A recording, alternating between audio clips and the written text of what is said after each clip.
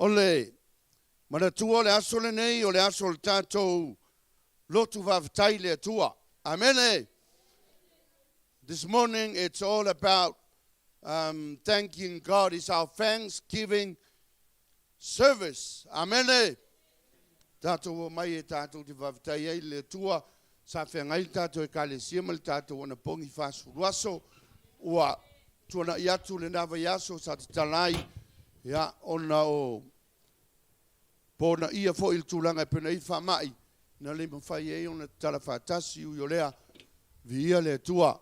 Wa whamunu e ina le tātou wana pongi ne whāsuruaso. Ya, mandisi fo i o whamoe moenga sa tua tupei le tua. Ina ia anga le mai moi tātou uma. Amene. Tātou te reo taloe.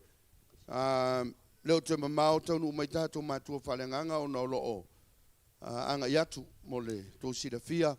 O nei lai whātu ele ka le sia fōua tātou. Le worship center le pitonu o puke kohe. O le naolo whātasi e tuali tātou tamā whaifeau. O na o sunga ia sepi. Ia o ia lea o se tasi o vaenga o le komiti. Tātou I nei au kilani, le worship center I au kilani.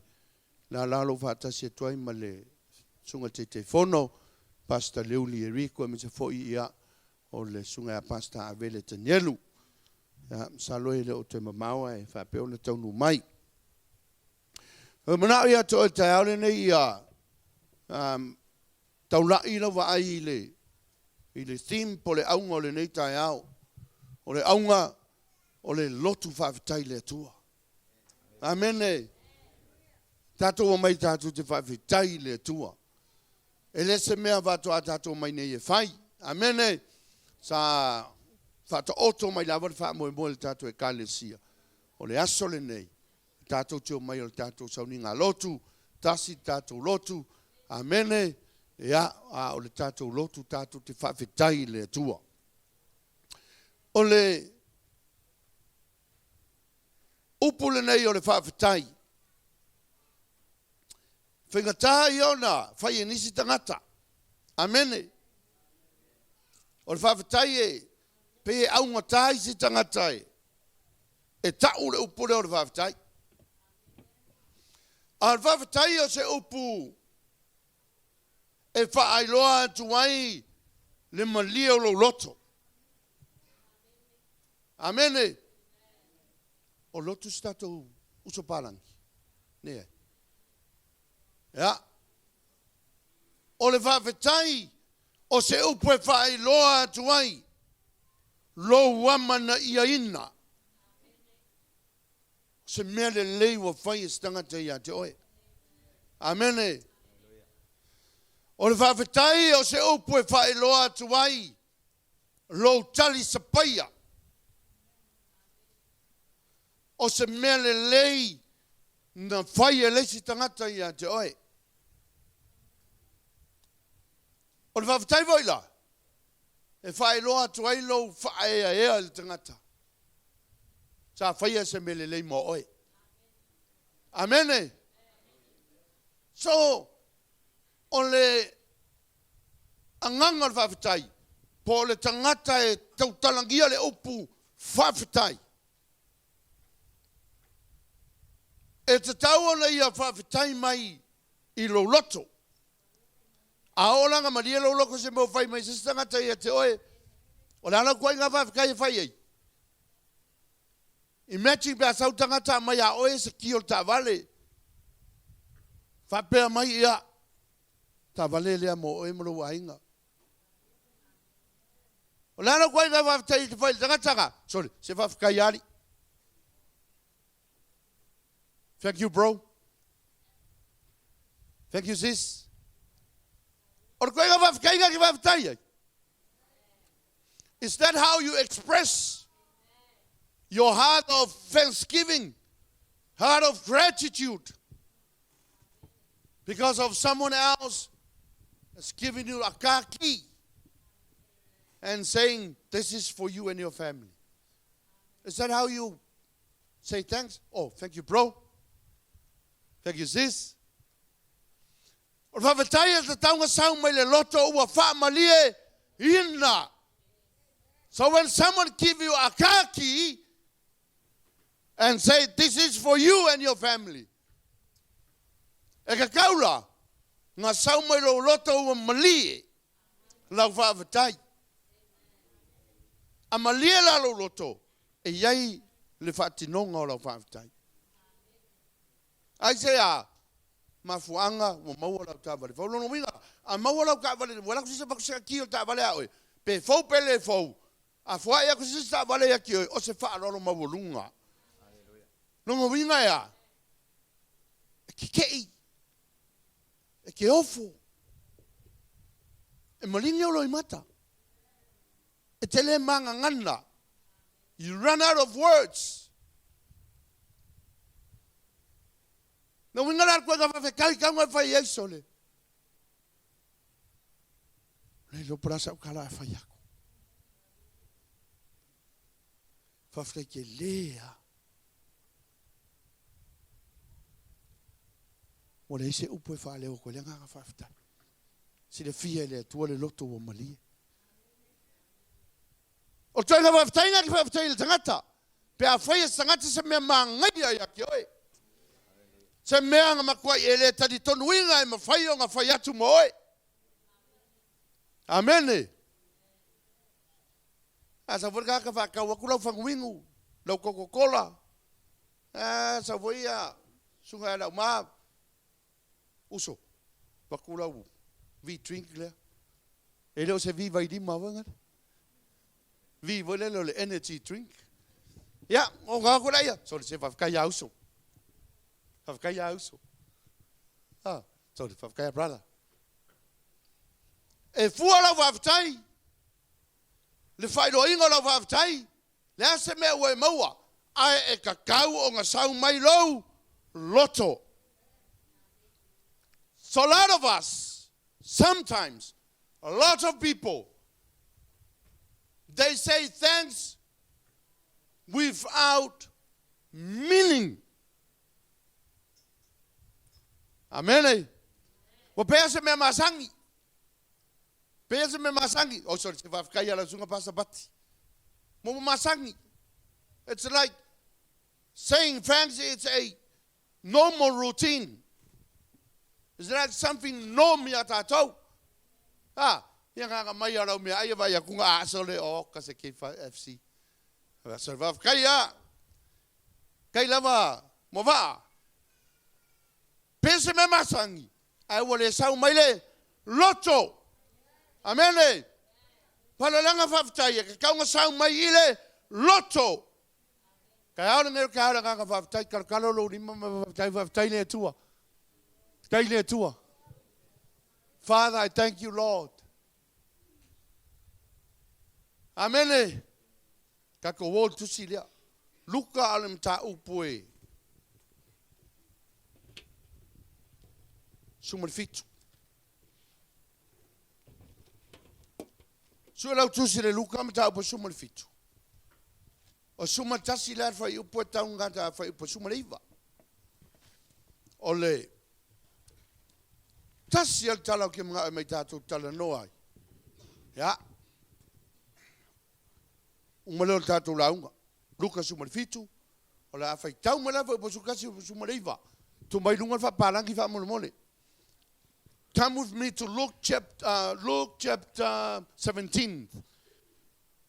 And we start our reading from verse 11 to verse 19. Ko. Wanu malanga tu ia Yerusalema. Wo ia i Samaria ma Galileia. Wo atu o ia i le tasia ai. Nafta ia i le maia o tangata le pele to tino anga fulu. Ua tutu mamau mai i latou. Wa latu alalanga mai ua whapea mai. Leli ie Yesu. I elofa mai a te i mātou. Ua silafia e ia. O na whetalai atu le o ia i a te i latou. I nā o ia. Ia whaali atu o tau i o staulanga. Wa latou wo. O na whamamaina le o i latou. O le tasi o i latou. Wa nei loa ufa malolo ina o ia. O na toi fo i mai le o ia. Wa vivi i atu i le atua. Male le o tele.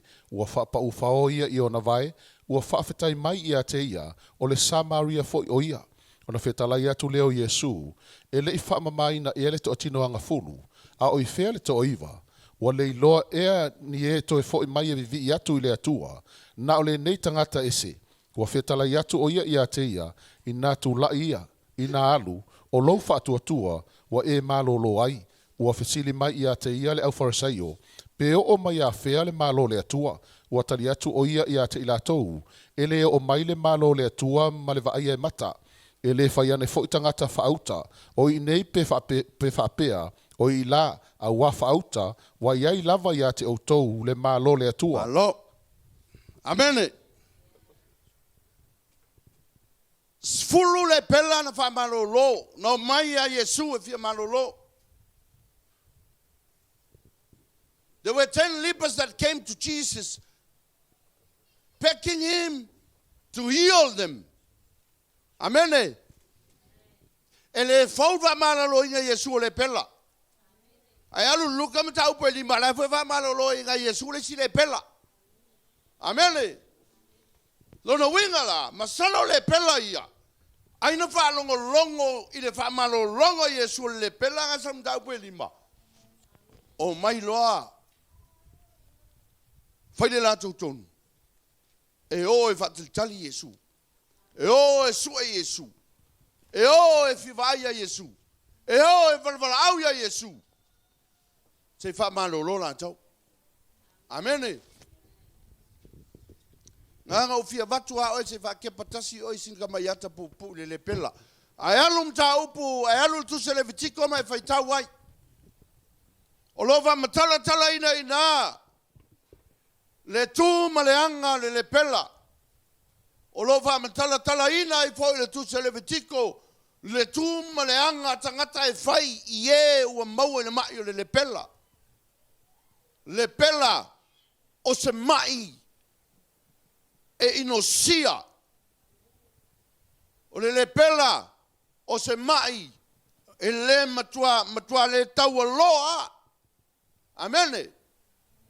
A mau tangata le pela. Ona tusi e sea lea mai sa fainga. Te tainga a fai o te le pela. E vai e sea o matua inga. Te le toi mafuta I lo tolua. Fasaha uno toi mafuta I lo whanau. Vai e sea o sa fainga no. Fasaha uno toi alu sa fainga no. Fasaha uno toi alu lotu. Mea uma sa. A fa mai le pela sai. Sai la totino. E o la to folinga nisi taimi. Paua le mea fai le pela. Na o la to ngutu se tulo e alalanga ai. Fiola. Fia sa Loto. Fia malolo. Alofa mai. No wingala. O tangata mo le pela. Makua le ai asesionga fa moi. I se si va upunga a mawala tangata le pela sine loki. Aba voi ele koe kauos tangata se ainga. Ele ka kauos tangata se nuu. Ele koe kauos ngaka se kalesia. Ngan mai le pela fai asi le anga kele. Kaimi nga pe alo fai tauli tu se le tiko. Le kiola a pulu nau mai a waria e fia felo ai ma faiatu ya Yesu fa mole master have mercy on us. Jesus, please heal us. Jesus, please turn to us, have mercy on us. We want to be free. We want to go back to our families. Afayo kamalo lola wali. O wingal wala auna na kamalo Yesu. Yesu va mole. Chaka oki no kafiara ko fusi mai la wakari. Alofa mai Yesu. Wakafia fusi mai se o afinge. Yesu va mole. Alofa mai wakafia halu le lok. Fainga kala ngai mea fasa sama tau. Sir ko inga langa le pela Ne ai ma se sau tonga tats. Ala sole ole fa mai tu sidaru. Nga malanga ma Yesu ui mai lo Yesu I te fala. O Galileia ma Samaria. Mai la luatu Yesu. E luatu e alu Yerusalema. Ai o mai lo mala uri e ko sfuru. Malvala aua ku Yesu. Amene. Kia morka ka fiola. Fai o mana wala i yola. Amene. E wa leva fa ngo sa ka Yesu e so ponga lem fa va Yesu. Ai sia.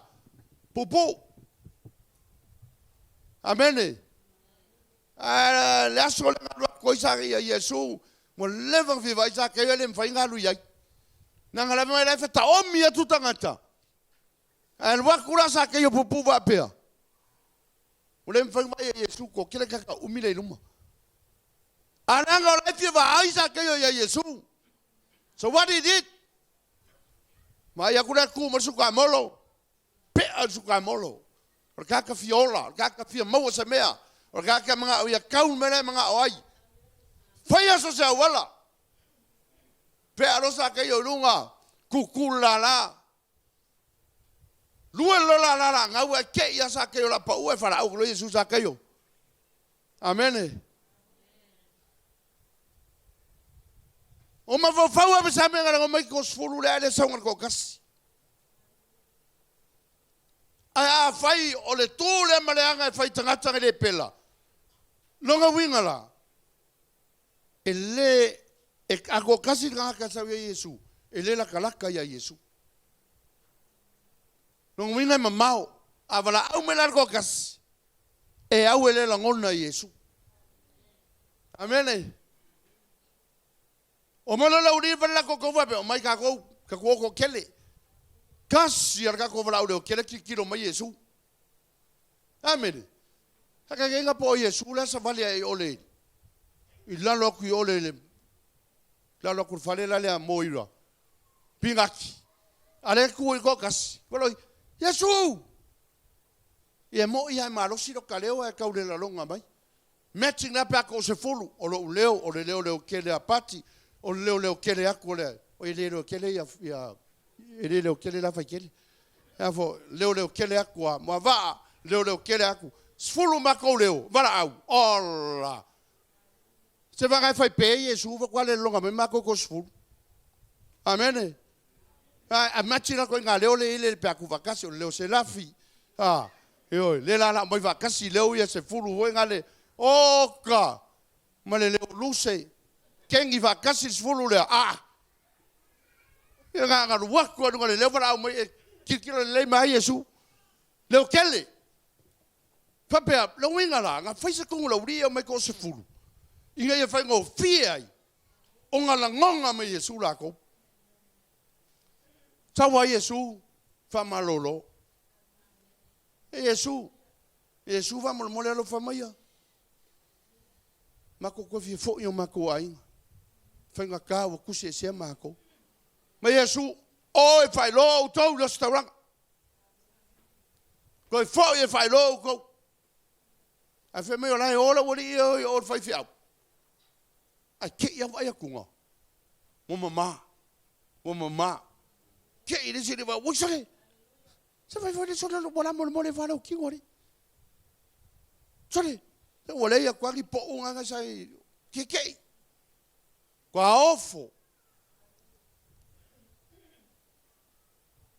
Ai fe marca la kuspaia. Inga ua found out del vaenga lea ua mo malolo. Ko kasi per kakang koe fo ia Yesu. Out of the 10, there was only one person went back, looked for Jesus. And say, Jesus, thank you. Fai le scoiva. Ora fsile fo Yesu I. Ma Yesu sole. E che sa unha o e cose furu con o mai. O fai le scoiva. Ai o mai ai che può ir a pinga chi ai mai. Ka wha malolo ngi o koko mai. A whelo ili si ko iwa. Tasi al tangata. Ai wa aini ka ngaka lea. Whamariku sipa ia. O ia ole sama Samaria. O le si ko iwa o la tō o tangata yu taia. Samaria o tangata e taua o tangata la poa. Tangata nuese. A kuale lei a leo whai kaukusia kakalo petu. Iwa tangata yu taia. Tasil tangata yu ese. Nuese. Malolol to iwa tangata yu taia. Mawakua ia. Whaile lako bless wipi maalawa malangava aenga. Ai ko kasia. Sa koe fo ima. Nga o tangata o nuese. Ki mga ia ke wa aise haka le mele mai ina mele. Ma kuale sa Yesu nanga misionga. O le misionga le sa Yesu sa uta pena tangata inga ia talia le faaola tanga. Alai fa lola o yukeia fe mai o kokanga ka nguese. Ila o kong yukeia. You don't deserve Farkanga, it's only for the Jews, the Israelites. Ai sau wa Yesu fa malolo ko iwa ngar kasia ka ko fo i mai nga tangata o nuese. No wingara o le Yesu le anga fio mai. O le Yesu mo tangata umma. Se ngare mau tangata yutai. O le Yesu le anga fio mai. O le Yesu nga fio mai ta pena tangata umma. Ya, kolu anga I me ia. Le ra fu kwa makaka ko rau. Sa ka fai ka vaku sia ka wenga le mele fa tai. Kolu anga I me ia umaloa. Me mua. O le fa tai. E ta tau ona Yesu na mafuanga. Amen. Ele ke ko foi mele pela le kokas. Ele ke ko sa so Yesu. E yale mafuanga. O le mafuanga. Ua kali kongu le pela le saoa. O le Yesu lea. O ia o le alo o le atua soi fua. Ma kual kala inga le alu. Le tala ia. Tala ia Yesu. E uia lo ia o ia ilalo. Ilalo langi e peo oe mau. Tangata. Soi fua tangata ola. Alesa ue tala ina malo le atua. Amene. O ia o le alo le atua soi fua. Leise jem whainga malo longa. Leise jem whainga malo loinga tangata. E ui whainga wha taula itu, ma whainga wha ifo tupua tangata I uteia. Amene. Sei vanga nā le atua. E ma whainga wha malo longa ia.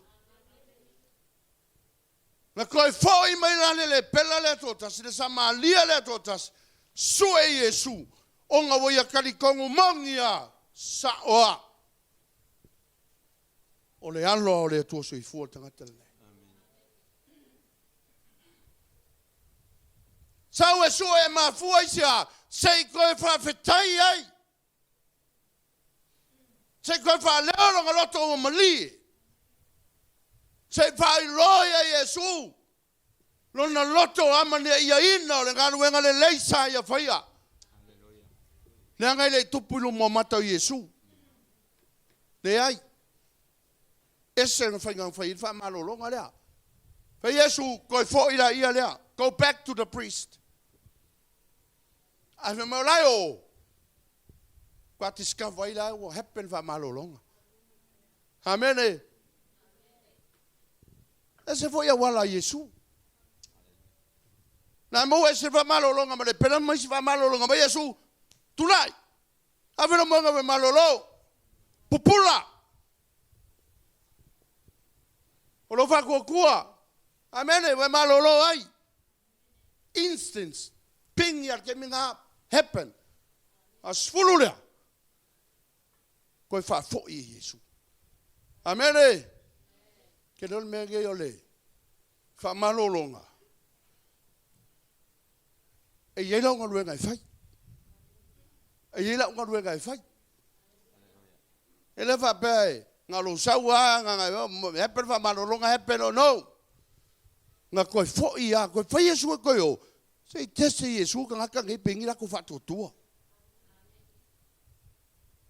Awa anga wa le nga fa mai Yesu koe a. O ke koe fai a te Yesu. Ah, ya fa nga koe nga me vale va pega. O lo sok fia malolo e ale fa me koe a. Amen. Pa mo Yesu e lo para que leu fa tutua ngaka ngai. Yesu koe foi. O koe olo kaka yo lai o fa pe ai e la o kule Yesu fa malolo e fiau ai ai what happened ala anga ia tu fo i fiau ai es kamale ko fa fitai a Yesu o le fa fitai e ia lo na mafuanga ke le ngofo ai fa fitai e le ke ngofo fa Lavea fa fitai le la que va que fue a Lavea la o la que ir a Lavea la que o perfa con Lavea o la ngalu fa ko fil o lo ko lu ale fa kai ko ya Lavea fa kai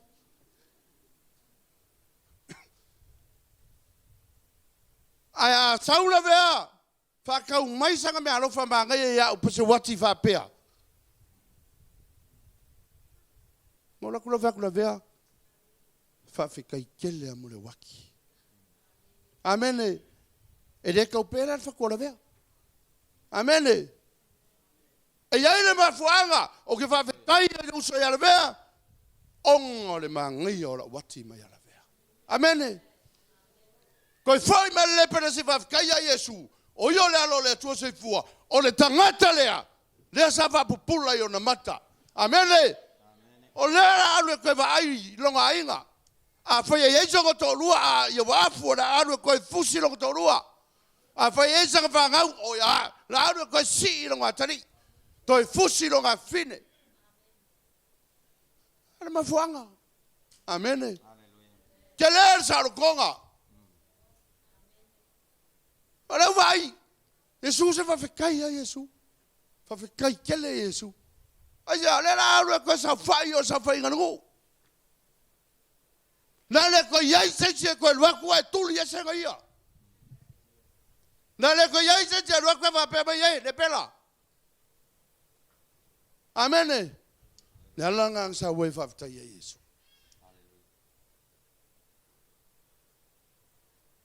Me longa lua. O le fa tai. E ka kau nga winga. Me langa fa tu o fa tai ka nga sa mai lo. Loto wa sa mai loto e winga e genuine. Has to be genuine. Don't do it as a norm thing. But it has to be genuine. Ke lola o nga mongi e winga ya lo fa fitai. E ke pula sa o ai mata tanga tanga ka fikai. E singa ka vese melele ya oe. Se sawa petrova ma. Fa pere fa petrova melele ya kia kuinga. Alela o saulo fa kuro e era pe petrova. O ke ala me ka o ma fa ka me petrova o me tano o le ya. Ya fo. Ya terrace. Angalo ya kia nga ave fu ye terrace. E saulo le wo kalma ngai ala breakfast.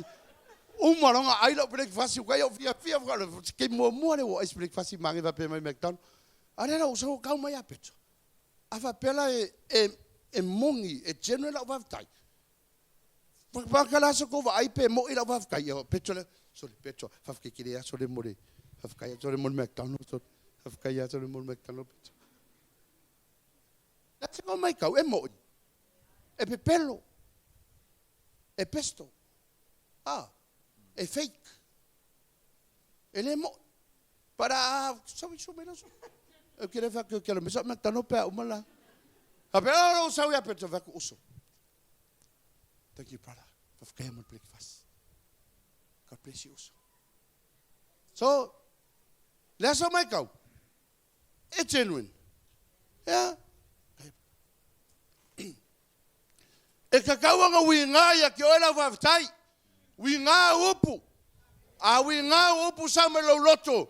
E kau mai e aufo. E kau mai e kakou whela.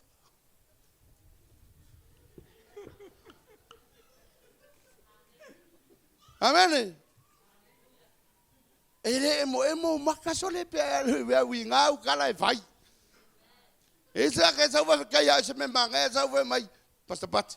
Have kai kilea. Have kaya vol. Have kaya pasta vai. E sa vol vai a pa ulo po pasta pat. Nga nga sa vol popula ai le lolo ma se mea. It has to be genuine. It has to be from our hearts. I say, o tangata wa mali e longa loto. I se mea wa whai les tangata ia te ia. E ke fo i e malo loto ato e kwhaftai. Ke fo i e malo loto ato e kwhaftai. Le pela lenga sau. Nga makua mali e longa loto. Ke i Yesu. Ke i Yesu. Awanga le sauma le loto le pela vaftai. I tell you what. E le koe fo i le pela i Yesu. E le koe fo. Ki loa e hao vaftai stangata. Se me le vai le stangata. E kia roe so e le stangata ki vaftai iai. Ki le whakalikali se e whakau i o le shopping center kai vafkai le no. Ao nga mongi mai lo loko lo nga vaftai. You run, you look for that person. You can't wait. Ke alu la ko su e tangata nga. Ke oso lo ka vale ke alu la ko vale ki vafkai ai. Ke le whakalikali e se saure loku ngai vafkai le ai. Amen. Me nga whai le pela lea. Vaftai e te taunga sau mai lo loto. Me muri. O whaftai e yeilo na whatinonga. Amen. E yeilo whatinonga o whaftai. You got to express. Put your fancy into actions. Whai taule luka lea. Whai mai. Ngā saul tangata lea. Fo ilu mo Yesu. Sa fatino la ka fafitai. Amene. Mai sau la Yesu mai sau fo ilu mo Yesu. Longa winga nga bakwai lalo ar kakalea. Amene. Eba Yesu lea. Sursu ngara uma sore. Winga makwasi se e la loi kuri. Pai. Amenga fo. Kala kuspa amenga fo. Amenga fo. Fafikai. Fafikai a Yesu. Amen. Ele sau kua kumambao pe ale ai. Leo malo lo fa menga sau fa o luma Yesu lo winga luma kongo va Yesu. Amen. Na wo yela so kanga ba Yesu. Fatino le lang fafikai. Jesus, thank you so much. Now I am healed.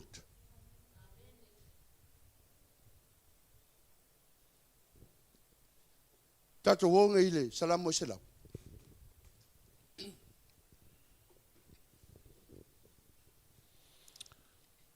Salamo selam. Ia alalanga ile li laulangi uma. Ia autou au natu ile li male fia. O mai autou yona luma male alanga fia. Ia autou iloa o le li o ia lava le atua. O ia na faia i tātou, ua fai tātou mona. O lona nuu i tātou, o le lafu ma moe o whangaina. I autou luatu yona fai to toa male vi inga, maona lo toa male pese, i autou vi i atu i ateia, i autou wha manu atu lona suafa, a wae le leile li, e wha wavau lava lona alofa, e o atu lava lona wha maoni le atu pulanga, ma le atu pulanga. Amene. E elva tinonga. Whamaitala, al whaitalamo. Ia ala langa i le li, le lalo langi uma. E le se whawhekai, e kisau e whawhekai, ngai kukule e whapea, o sunga pasapati le sa kai nga sa le kuku va pe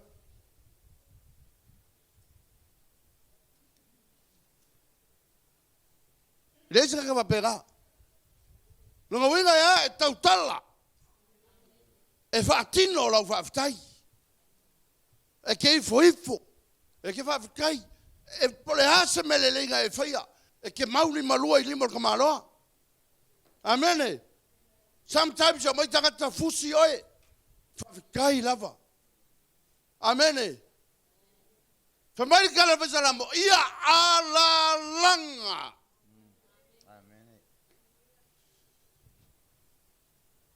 ia o tau o na atu le atua male fia o mai o tau ina yona luma male alanga o le fia aisea man tuongo wake ka ngai se mafuanga feu potolu se fa kau ma fa mole ma ia o tau I loa o le lii o ia lava le atua tari aisea me nga alanga aisea me nga e fa kingo le lo fa le me salamo se ko vai le kele mal me gafa mole ma ia o tau I loa o le lii o ia lava le atua a e mafua onga e ka kau onga I loa kau onga ka ko I loa o le lii le ka ko ki alalanga iai he is our God he is the creator of the universe hallelujah he is our redeemer he is our life saver mafuanga le la fa mai o taulu atu yona fai te toa male viinga enter his gate with thanksgiving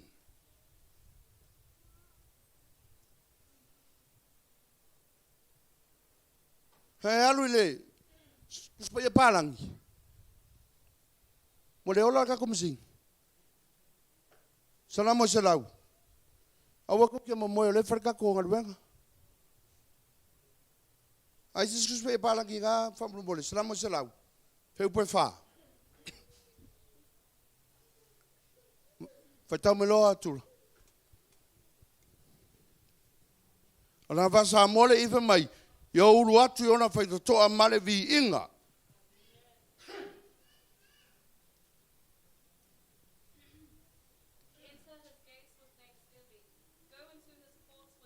Ia tai. Ele orvi ingala le fa tu samo. Fa mai ia ulu atu. I ona fa to amale fa fe. Ai. Fa tai.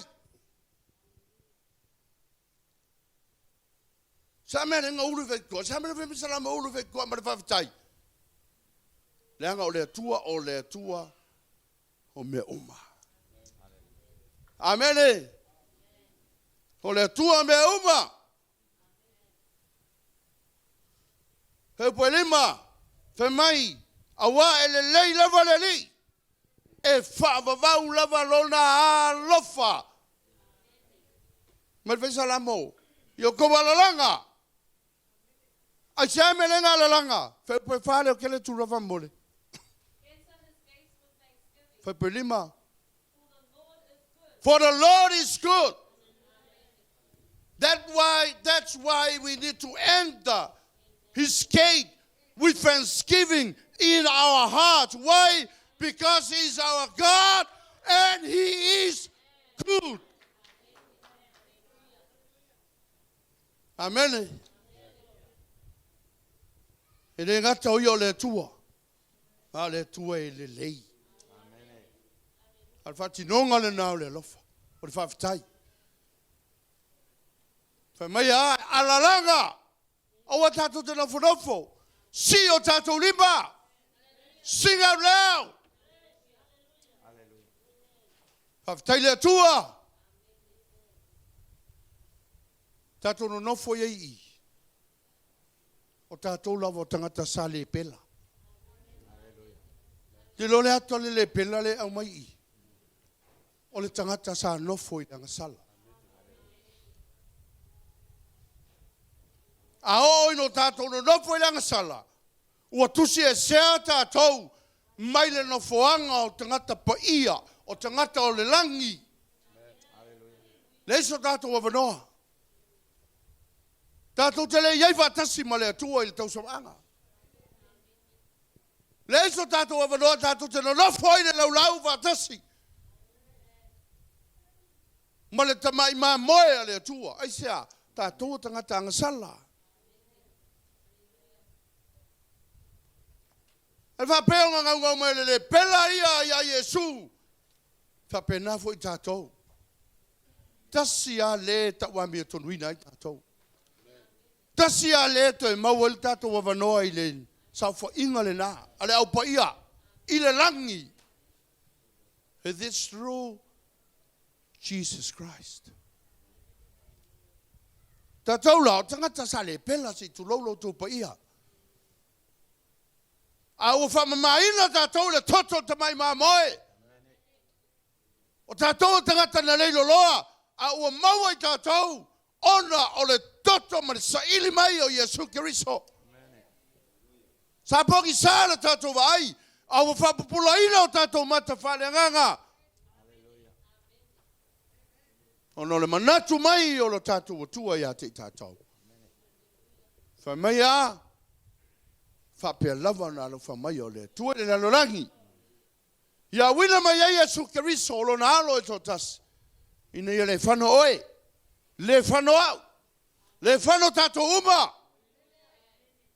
Tātou maua o le wanoa tātou tito i sauwhanga i leo le whawawau. O le ala le nā e te tau ingako whawtai le tua.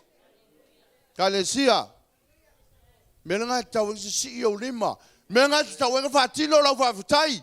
Ai te ai eilo na mafuanga. O le atua soifua. O le atua i le lei. O le atua nga whasawina i tātou. And he deserve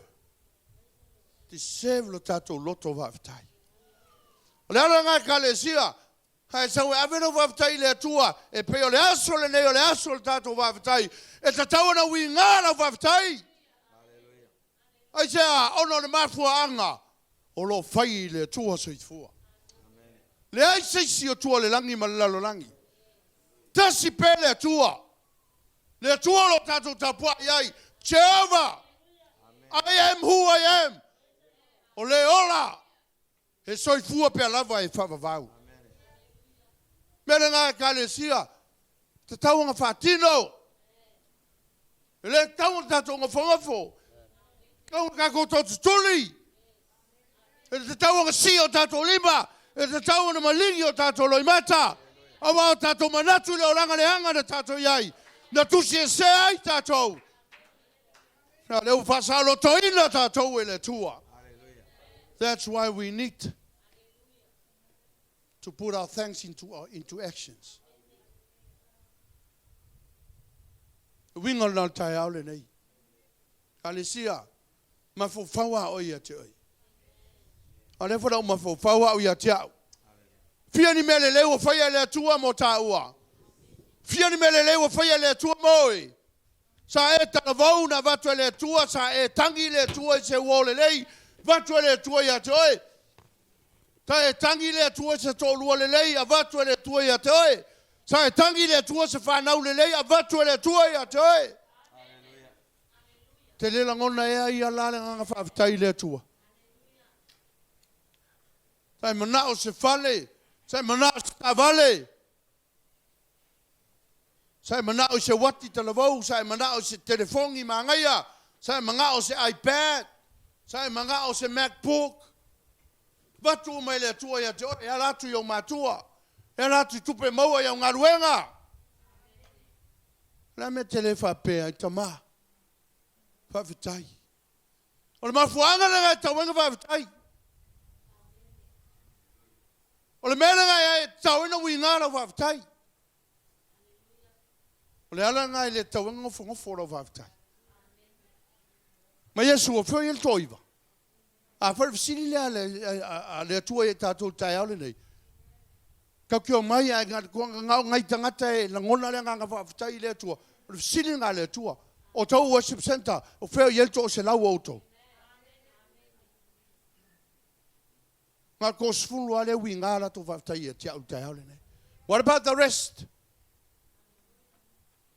Le aso le nganga whaftai le tua. It was him alone. Ngā o le tua lawe totas. Ngā ia tai mairo so I fuamalo tato wola. Yo o maile le aso. O awhi tā o awhi ngata. O awha mai. Wa taime le. Uti le tato whasoa. Tato te leo mate la ina. Tato te leo fia ai. Tato te leo lava lavasa I tulou. Aisea. Whanga mai le tua I tato. Wha ofu mai le tua I te tato. Wha mana vaina I le tua I tato. I le ea fau. I le ola fau. I le aso ma le aso. E kalesia. Na e tō e tūra I le tai au.